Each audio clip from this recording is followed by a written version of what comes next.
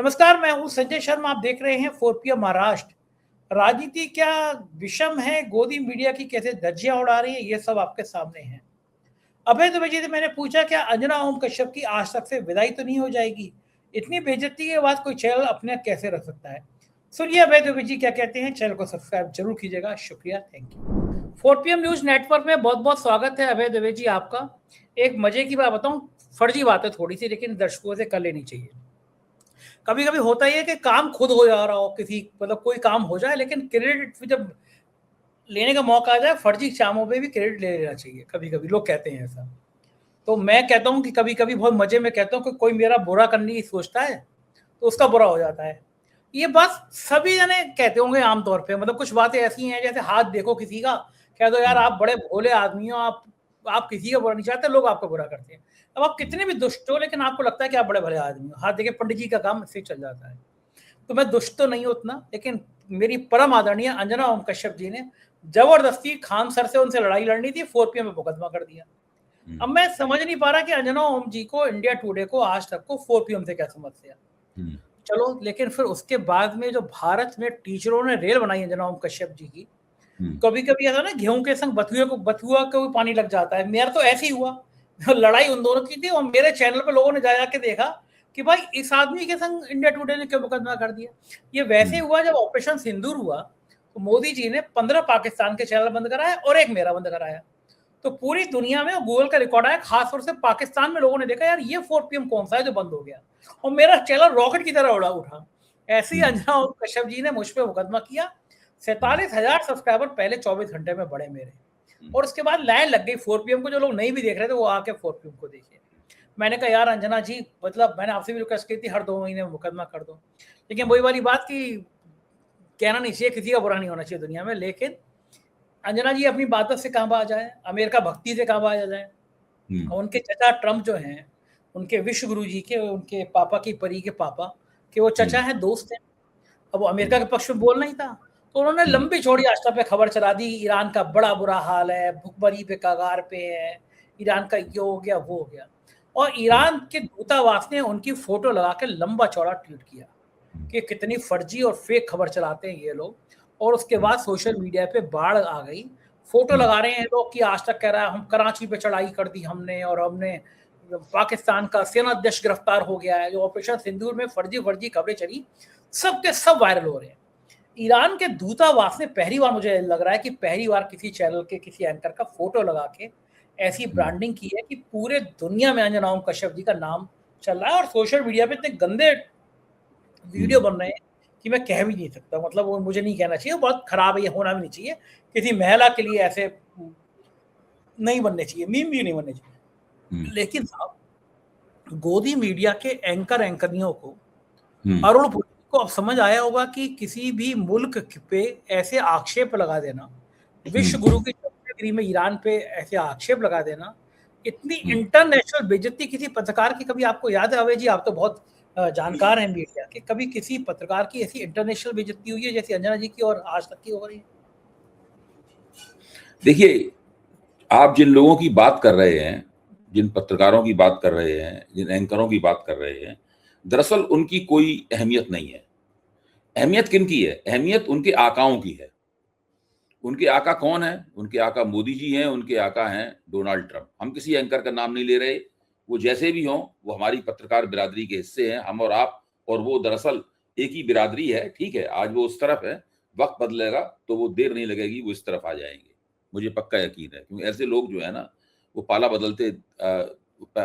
बदलने में एक पल भी नहीं लगाते। और मैं इन सब लोगों को पहले से जानता हूं, जब ये किसी दूसरे पाले में हुआ करते थे। चाहे वो जो कि दूरदर्शन पे हैं, चाहे वो जो कि आज तक में हैं, सब लोगों को जानता हूं। ये लोग हमेशा से इस पाले में नहीं थे, ये लोग किसी और पाले में थे। उस पाले से इस पाले में आए हैं और इस पाले से किसी दूसरे पाले में चले जाएंगे जैसे ही मौसम बदलेगा। पहली बात तो ये है। दूसरी बात ये है कि लेकिन इनके आकाओं के ऊपर बात कर लें। इनके आका पाला नहीं बदल सकते, क्योंकि इनके आका खुद पाला है। तो वो, इनके आका कौन है? नरेंद्र मोदी। इनके आका कौन है? Donald Trump. अच्छा, अब इस वक्त नरेंद्र मोदी और डोनाल्ड ट्रंप की हालत क्या है, इसके ऊपर गौर कीजिए। डोनाल्ड ट्रंप की, आज मैंने अपने मित्र जो एनआरआई हैं और ग्लोबल गांधी के वैश्विक संयोजक हैं विशाल शिवहरे, उनके साथ मैंने एक वीडियो बनाया। विशाल जी उस वक्त अल्जीरिया में थे, अल्जीरिया से ही मतलब जो है वो वीडियो बना रहे थे। तो उस वीडियो में विशाल जी ने बताया कि डोनाल्ड ट्रंप की पूरी योजना ये थी कि वो जैसे ही ईरान को अपनी डील भेजें कि ये हमारा डील का मसविदा है, और उस डील के मसविदे पर गौर करने के लिए ईरान के सर्वोच्च नेता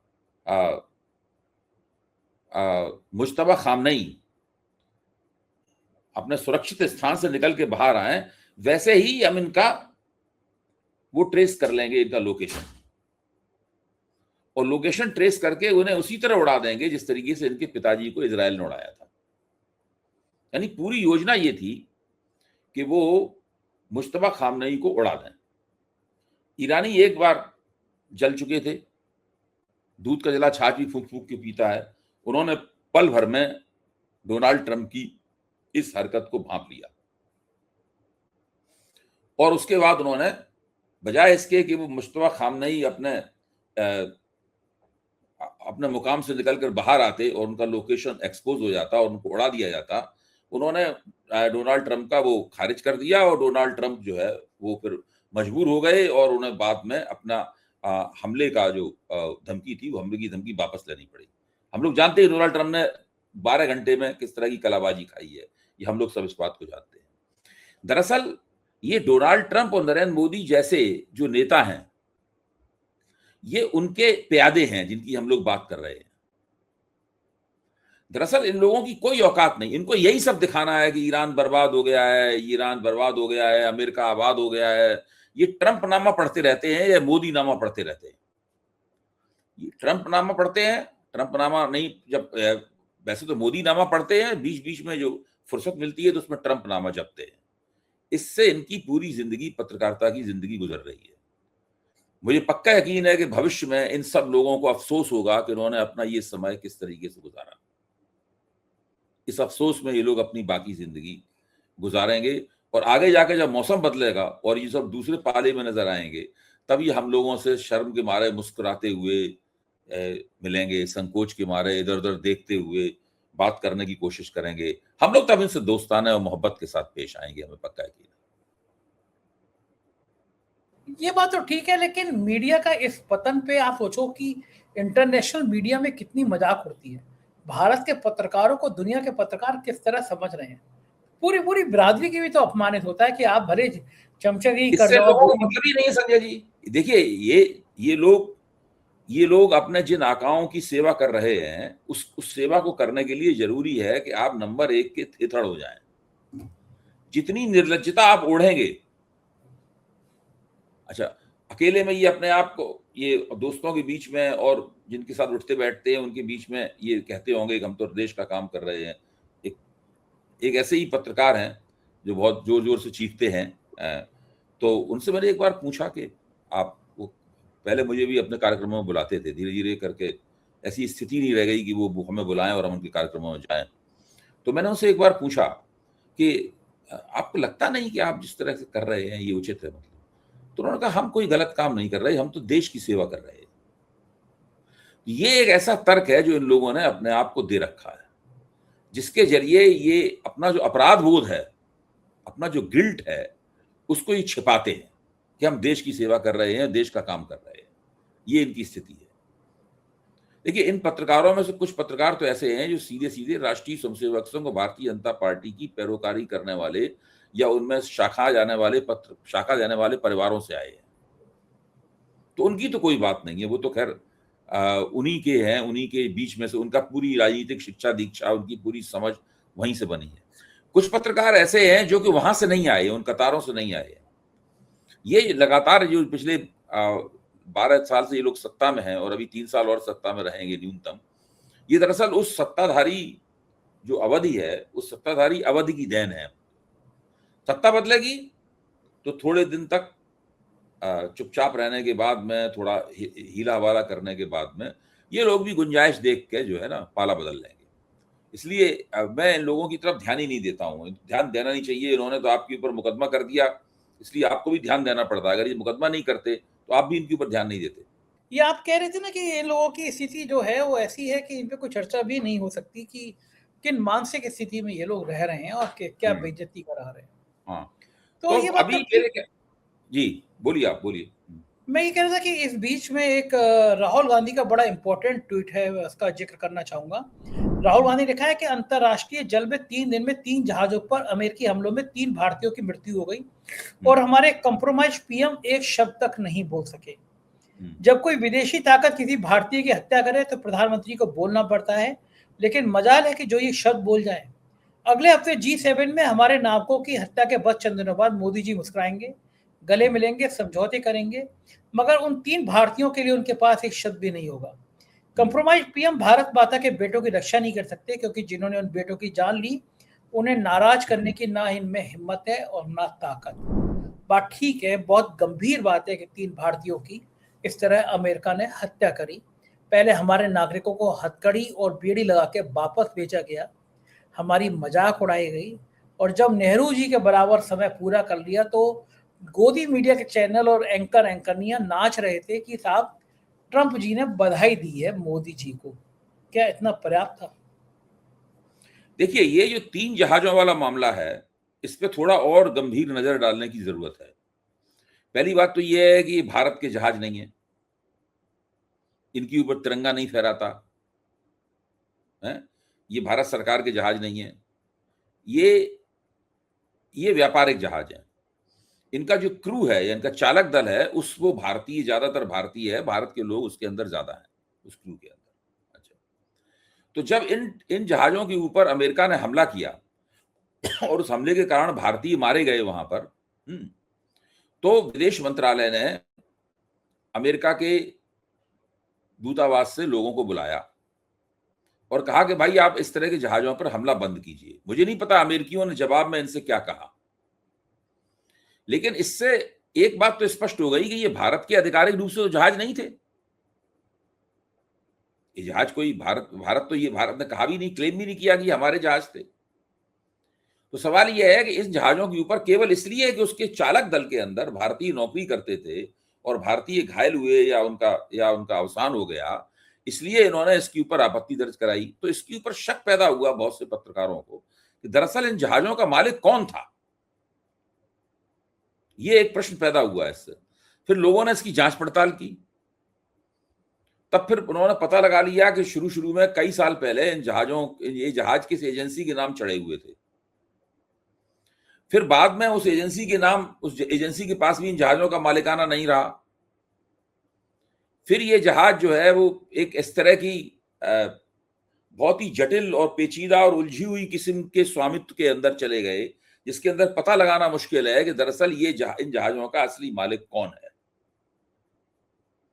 मेरा तो मानना है कि हो ही नहीं सकता कि इसके असली मालिक का कोई ताल्लुक जो है भारत सरकार के किसी पहलू से ना हो, वरना भारत सरकार को क्या जरूरत पड़ी कि इस सवाल के ऊपर कोई आपत्ति दर्ज कराती। भाई, भारत सरकार को क्या जरूरत पड़ी कि इसके ऊपर आपत्ति दर्ज कराती? वो भारतीयों की मृत्यु हुई समुद्र में, उसके ऊपर अफसोस व्यक्त कर सकती थी भारत सरकार, लेकिन वो अफसोस जो है वो अमेरिका के दूतावास के अधिकारियों को बुलाकर उसके ऊपर आपत्ति दर्ज कराने की इनको क्या आवश्यकता पड़ी? ये एक प्रश्न है जो बहुत से पत्रकार इस वक्त पूछ रहे हैं कि आखिरकार इन जहाजों का मालिक कौन है। ये एक बहुत महत्वपूर्ण सवाल है। धीरे धीरे करके इसका भेद खुलेगा संजय जी, कि इन जहाजों का मालिक कौन है और आखिरकार इन जहाजों का जो असली स्वामी है, असली मालिक है, क्या उसी की वजह से तो भारत सरकार इनके ऊपर आपत्ति दर्ज नहीं करा रही है? प्रश्न यहां पे ये है, इसको समझने की जरूरत है। जी हाँ, क्या पता चले कि अपना गुजराती भाई है कोई नंबर 1 नंबर 2 में कोई निकले तो फिर नहीं, आपके इशारे बिल्कुल ठीक हैं, लेकिन जब तक हमारे पास प्रमाण नहीं होगा हम ये बात नहीं कहेंगे। लेकिन हम भी इशारे करते रहेंगे, लेकिन नंबर 1 नंबर 2 हम भी कहते रहेंगे, प्रमाण भी निकल के आएंगे इनके। बिल्कुल सही बात है। अभय जी, एक चीज मोदी जी का और ज्ञानेश कुमार जी के योग्यता का कोई जवाब ही नहीं है। लोग कितने कह रहे हैं, राहुल गांधी हो, ममता बनर्जी हो, कोई भी हो, किसी के अंदर बराबर अकल नहीं है। ना रहेगा बांस, ना बजेगी बांसुरी। ईवीएम की जांच तो तब होगी जब ईवीएम बचेगी। 4000 ईवीएम सुहा, जल गई। कलकत्ता में जल गई। गया मामला, अब लड़ते रहो मुकदमे, बंगाल के चुनाव कैसे हुए। फार्मूला अच्छा है। ईवीएम रहेगी नहीं। राख, अब ईवीएम की राख बोलेगी। अब कभी भी हिंदी पिक्चरों का डायलॉग होता है कि इसकी राख बोलेगी, लाश की चिता की राख बोलेगी। तो अब ईवीएम की राख क्या बोलेगी कि कहाँ गए। रहते बहुत फिल्मी हो गए। हाँ, डायलॉग आ गए मुझे आजकल, मैं एक्टिंग भी सीख रहा हूँ ना, एक्टिंग कर रहा हूँ आजकल। तो वो है कि लाश बोलेगी, ईवीएम की चिता की राख बोलेगी, ईवीएम कहाँ गई। क्या गजब है, लोकतंत्र चल रहा है। आग ही लगा दी गई ईवीएम में। कैसे हुआ होगा ये, कह नहीं सकते, बहुत ये तो जानना बहुत मुश्किल है कैसे हुआ होगा। लेकिन इस तरह की जो आगे लगती हैं, जिनमें जरूरी और विवादास्पद फाइलें जल जाती हैं, इसमें जरूरी और विवादास्पद ईवीएम जल गई, तो ऐसी चीजों पर शक तो होता ही है। भाई कैसे आग लग गई वहां पर, ये कोई ऐसी बात है आसानी से हजम हो जाने वाली। इसके ऊपर आपत्ति तो होगी और शक भी होगा, और शक होगा तो उसके ऊपर बातें भी निकलेंगी, तो उसके ऊपर टीका टिप्पणियां भी होंगी, जो कि हम लोग कर रहे हैं। और बंगाल का चुनाव विवादास्पद है, बिहार का चुनाव विवादास्पद है, सारे के सारे चुनाव जो 2024 के बाद हुए हैं, सारे के सारे विवादास्पद हैं। भारतीय जनता पार्टी को कोई भी जीत जो है साफ सुथरी जीत नहीं प्राप्त हुई है। ऐसी जीत नहीं प्राप्त हुई है जिसमें विरोधियों ने कहा हो कि भाई ये भाई जीत गए, ठीक है, आगे हम देखेंगे। ऐसा नहीं है, हर जीत के ऊपर आपत्ति है। पहले क्या होता था, पहले भी कभी कभी ये बात होती थी, लेकिन बहुत ही अपवाद स्वरूप। अब दरअसल हर चुनाव के साथ ये बात जुड़ गई है। इसलिए जब ईवीएम जल जाएगी, इलेक्शन के रिकॉर्ड जलेंगे, महत्वपूर्ण फाइलें जलेंगी, तो उसके ऊपर शक तो होगा ही। उसके ऊपर आप करते रहिए शक, लगाते रहिए सुप्रीम कोर्ट में अर्जी। सुप्रीम कोर्ट के जज साहब तो बैडमिंटन खेलने में व्यस्त हैं लंदन में। वहां की हवा की ठंडी ठंडी हवाएं लेकर आएंगे तो उन्हें गर्मी कहां से नजर आएगी। देखिए, अब वक्त ऐसा आ गया है संजय जी कि लड़ाई चौतरफा लड़नी पड़ेगी। ये लड़ाई जो है वो कुछ एक ऐसे नेताओं और कुछ एक ऐसी पार्टियों के खिलाफ नहीं है जो कि अलोकतांत्रिक हैं, जिनमें तानाशाही प्रवृत्तियां हैं। अब ये मसला बहुत गहरा और व्यापक हो गया है, और ये लड़ाई लंबे अरसे तक लड़नी पड़ेगी। जल्दी ही इस लड़ाई में कोई जीत मिल जाए इसकी संभावना नहीं है, और हम सब लोग इस लड़ाई में शामिल हैं। विपक्ष को ये लड़ाई लड़नी पड़ेगी, मुख्य तौर पर कांग्रेस के नेतृत्व में ये लड़ाई लड़नी पड़ेगी। ये सब होगा, और इससे बचना बहुत मुश्किल है। अगर हम लोग चाहते हैं कि हम लोगों का वजूद बना रहे, देश में विपक्ष विहीन लोकतंत्र न बने और विपक्ष भी मजबूत होता रहे, तो हमें इस लड़ाई को लड़ने के नए नए तरीके भी सोचने होंगे। ये बहुत आसान लड़ाई नहीं रह गई है। ऐसा दिन आ सकता है जबकि सरकार हम लोगों के चैनलों को हमेशा के लिए प्रतिबंधित कर दे। इस तरीके से प्रतिबंधित कर रहा है कि हम लोग, जैसे आपको अदालत से राहत मिल गई है, ऐसा भी क्षण आ सकता है जब आपको अदालत से राहत ना मिले। हमारे ऊपर इस तरह के आरोप लगा दिए जाएंगे, हमारे खिलाफ इस तरह की FIR दर्ज कर दी जाएंगी कि उनको देख के ही अदालतें कहेंगी कि भाई इनके ऊपर हम जमानत नहीं दे सकते, इनके ऊपर हम चैनल को बंद करने के आदेश पर करने वाले आदेश को खारिज नहीं कर सकते। हमें इस सब संभावनाओं के लिए, अंदेशों के लिए तैयार रहना चाहिए, और ये होगा। मुझे नहीं लगता कि इसमें बहुत दिन लगेंगे, जल्दी ही होगा। किया तो था उन्होंने न्यूज क्लिक के खिलाफ। हाँ, लेकिन अच्छा, अब आप बताइए, न्यूज क्लिप के खिलाफ अचानक हम लोगों को पता चला कि हमारे तमाम मित्रों को, और उसमें उर्मिलेश भी थे और दूसरे मित्र भी थे, उनको रात में बुला के थाने में बैठा लिया गया। पुलिस ने रात में बुला के बैठा लिया घर से। सोचो उनके घर वालों पर क्या गुजरी होगी। किसी को 1-2 दिन तक थाने में बैठाए रखा गया, किसी को रात भर पूछताछ की गई, फिर छोड़ दिया गया है। प्रवीर पुरकायस्थ को जेल भेज दिया गया। अच्छा, अब इतने दिन बाद, कितनी पुरानी घटना हो चुकी है, इतने दिन बाद हाई कोर्ट ने फैसला दिया है। हम लोग उस फैसले में खुश हो रहे हैं, खुश होना भी चाहिए हमें, क्योंकि हमारी जीत हुई है। लेकिन आप सोचिए कि कितनी यातनाएं, कितनी तकलीफें, कितने अंदेशे, कितनी निराशा, कितनी झुंझलाहट, कितनी खिसियाहट, इन सबके दौर से हमारे ये पत्रकार साथी गुजरे हैं। ये बात तो ठीक है। हाँ, बहुत यातना हो, जिसे कहते हैं ना कि जो procedure has become the punishment, वो तो हुआ है। जो प्रक्रिया है वही अपने आप में दंड बन गई है। यही है इनका हथकंडा। और खूब कहते रहे कि भाई ईडी की बात नहीं मानी गई, ईडी को डांट पड़ी। अरे क्या डांट पड़ी ईडी को? कुछ नहीं। सवाल यह है कि इस पूरी भाई जब हाई कोर्ट ने पूरी तरह कह दिया कि ईडी ने पूरी तरह गैर कानूनी काम किया, उसने बिल्कुल पत्रकारों के अधिकारों के ऊपर अतिक्रमण किया, ये सब कहा गया ना फैसले में। सवाल इस बात का है कि जिन लोगों ने गैर कानूनी काम किया उनको सजा दी गई, जिन लोगों ने अभिव्यक्ति की स्वतंत्रता का हनन किया उनको सजा दी गई, जिन लोगों ने पत्रकारों के अधिकारों का अतिक्रमण किया उनको सजा दी गई, और जिन पत्रकारों का और न्यूज क्लिक का इस बीच में नुकसान हुआ उसकी भरपाई कौन करेगा? इसलिए इस फैसले पर इतना खुश होने की भी जरूरत नहीं है। सवाल ये उठने चाहिए जो मैं कह रहा हूं। मेरा कहना यह है कि जो प्रोसीजर जो है, जो पनिशमेंट बन गया है, इस सवाल को उठाना चाहिए कि प्रोसीजर पनिशमेंट कैसे बन गया, और ये जो हमें एक गलत पनिशमेंट मिला, हम जिस सजा के मुस्तहक नहीं थे वो सजा हमें दी गई, उस सजा उसका प्रतिकार क्या होगा, उसकी भरपाई कैसे होगी, ये एक बहुत बड़ा सवाल है जो हम लोगों को उठाना चाहिए। और अभी जी ये तो देखा है हमने कि ईडी की कार्रवाइयां जितनी होती हैं उसमें लगभग सारे केस छूट गए, लेकिन कुछ सालों तक, कुछ महीनों तक वो मानसिक यंत्रणा, वो मानसिक परेशानी आप ही को झेलनी होती। कितनी बढ़िया बात हो कि अदालत ये तय करे अगर तुमने किसी को गलत फंसाया तो जिस अफसर ने फंसाया, झूठे दस्तावेज बनाए, उसको भी जेल होगी। नहीं, इसका भी कानून है। उस कानून के तहत दरअसल याचिकाएं दायर की जानी चाहिए इन लोगों के खिलाफ।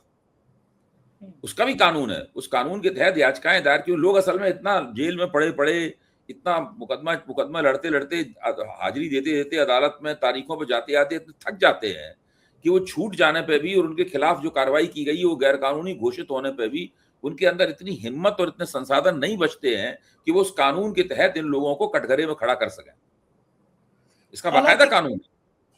हालांकि जी, कुछ अलग होते हैं कि जैसे संजय राउत हैं, संजय सिंह हैं, जेल भेजा, लेकिन बंदों के दोनों नेताओं के हौसले खत्म नहीं हुए।